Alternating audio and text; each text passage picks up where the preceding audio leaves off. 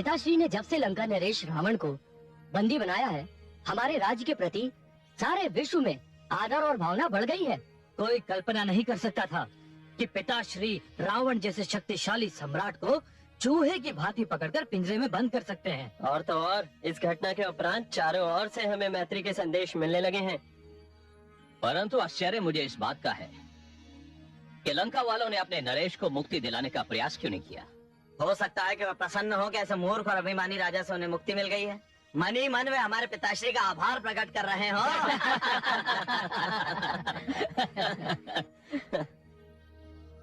महाराज सहस्त्रार्जुन की जय हो। कहो महामंत्री, कुशल तो है? चुप क्यों हो महामंत्री?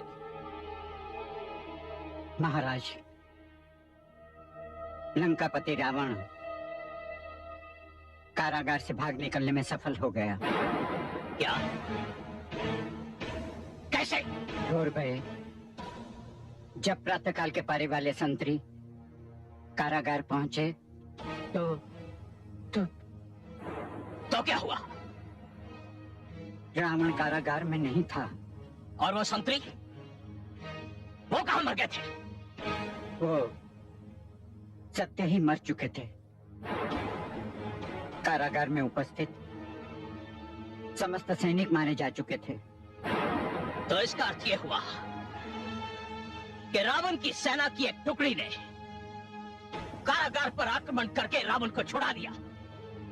महाराज, एक घायल बंदी ने बताया कि किसी सेना की टुकड़ी ने आक्रमण नहीं किया था। तो फिर?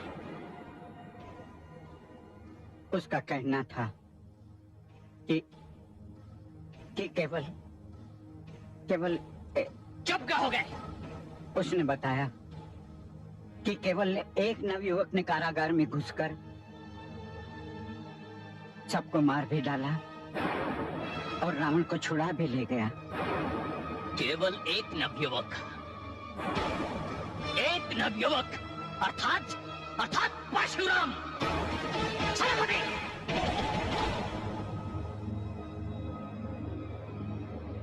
आज्ञा महाराज। एक क्षण का विलंब किए बिना आंधी की गति से जाओ और ऋषि जमदग्नि के आश्रम को घेरकर परशुराम को ढूंढो और उसी स्थान पर उसी क्षण उसका वध कर दो। जो आज्ञा महाराज।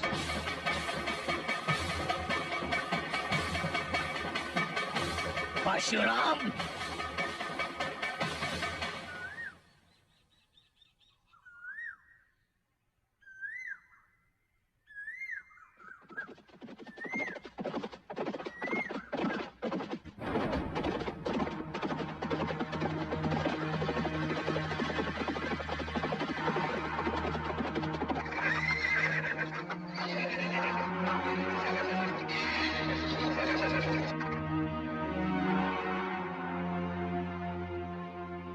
ईश्वर, कहाँ है तुम्हारा पुत्र परशुराम?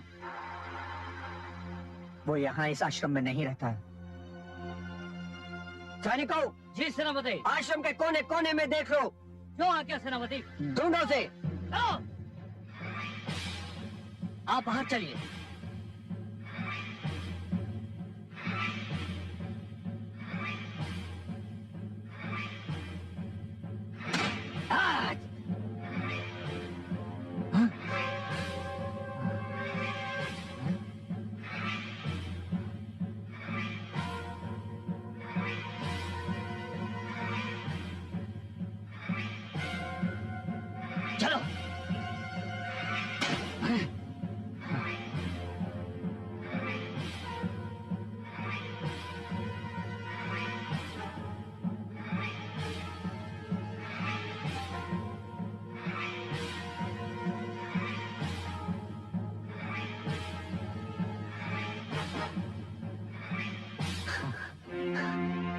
हमने सारा स्थान देख लिया, वो यहाँ नहीं है।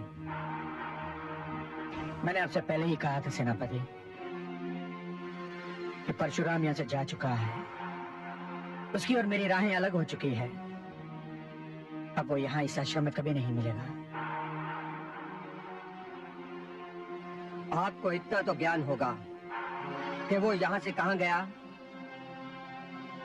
मुझे तनिक भी ज्ञान नहीं कि वो कहाँ गया है।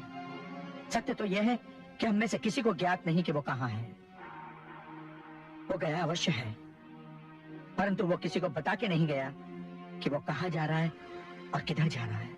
ठीक है ऋषिवर, इस समय तो हम यहाँ से जाते हैं, किंतु कुछ सैनिक यहीं रहेंगे यह देखने के लिए कि आपकी बात में कितना सत्य है, और मुझे ये बताने की तनिक भी आवश्यकता नहीं कि यदि आपकी बात असत्य सिद्ध हुई तो आपका क्या होगा।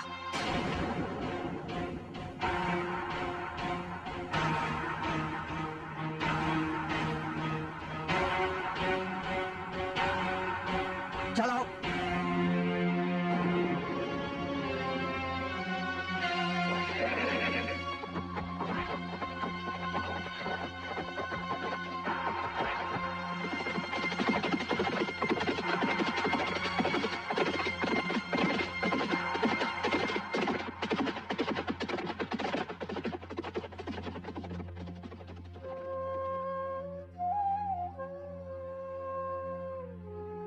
पता नहीं मेरा पुत्र कहाँ है। मेरा मन कह रहा है वो जहाँ कहीं भी होंगे सकुशल होंगे। मेरा मन कहता है कि मेरे पुत्र ने कुशलता से पैर मोल लेकर मृत्यु से मित्रता कर ली है।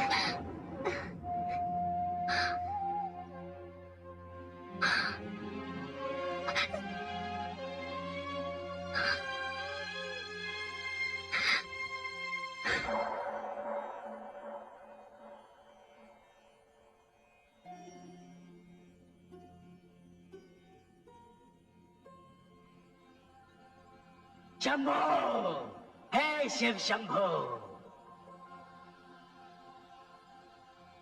मेरे स्वामी तुमसे अत्यंत प्रसन्न है वत्स।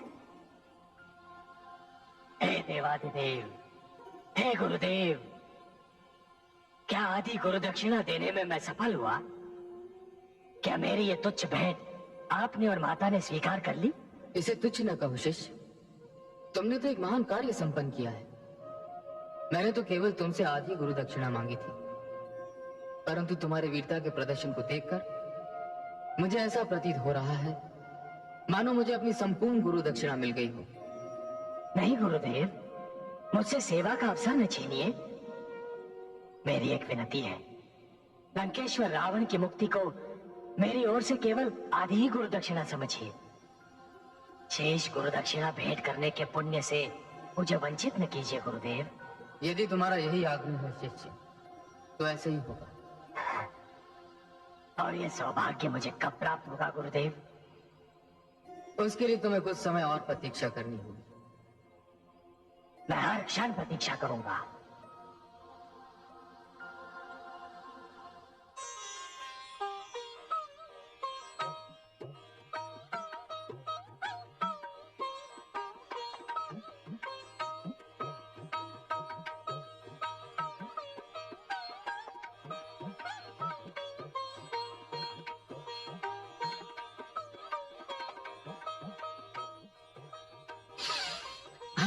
रेणुका, आज आपने कुछ अधिक ही मन लगाकर खीर बनाई है। केसर की सुगंध तो मुझे बाहर ही मिल गई थी और मुझे रहा नहीं गया। स्वामी, ये वो खीर है जो परशुराम बड़े चाव से खाया करता था। बालपन से लेकर आज तक उसके जन्मदिन पर मैं यही खीर बनाया करती हूँ। पर वो तो आज है नहीं यहाँ।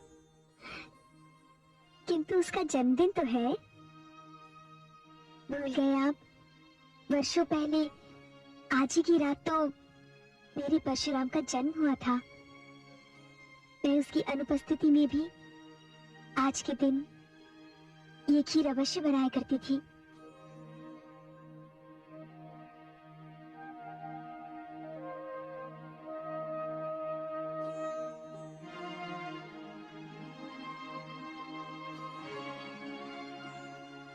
क्या वास्तव में ये खीर परशुराम को बहुत भाती थी?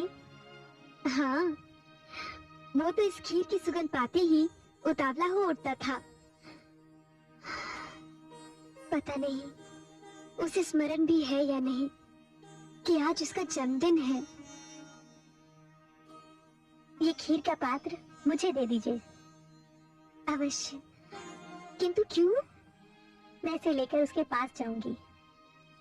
इस समय रात्रि में दुष्ट सहस्रार्जुन के राज में रातें अधिक सुरक्षित होती हैं। दिन में तो उसके सैनिक भूखे भेड़ियों की तरह भ्रमण करते रहते हैं। लाइए, मुझे खीर दे